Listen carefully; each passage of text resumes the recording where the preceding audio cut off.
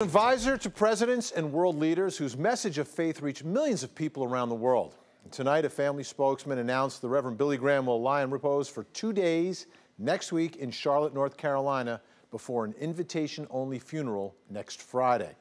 Now, news of Graham's death has been trending on Twitter all day long, but while he was influential for many Christians, here in our newsroom we found some of our younger colleagues didn't know who he was. So tonight, Christy Etheridge walks us through Graham's impact on some of modern history's biggest events and his Atlantic connections. He was born in 1918 on a farm in Charlotte, North Carolina, but by his 30s, he became the best-known evangelist in America. Give your life to Christ now, right in your home. Bow your head. In 1950, he launched his weekly radio program, delivering his first hour of decision message right here in Atlanta.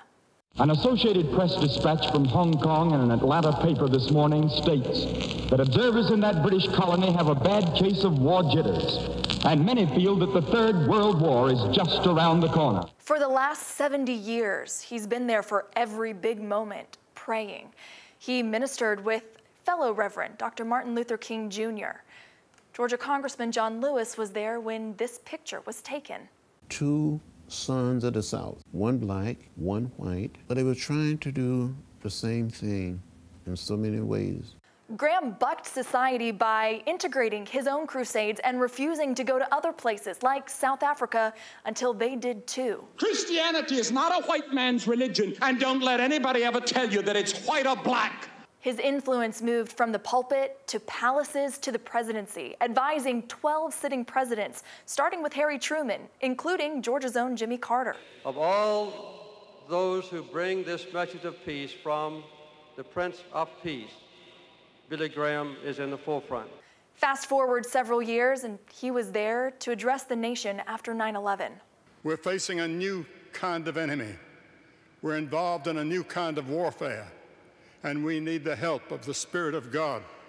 Graham's famous crusades brought in crowds by the thousands. He held 4 here in Georgia, including this one in the old Georgia Dome in 1994. He became a worldwide name, visiting nearly 200 countries and reaching 1 billion people by television and radio, even showing up on Netflix for his relationship with the Queen.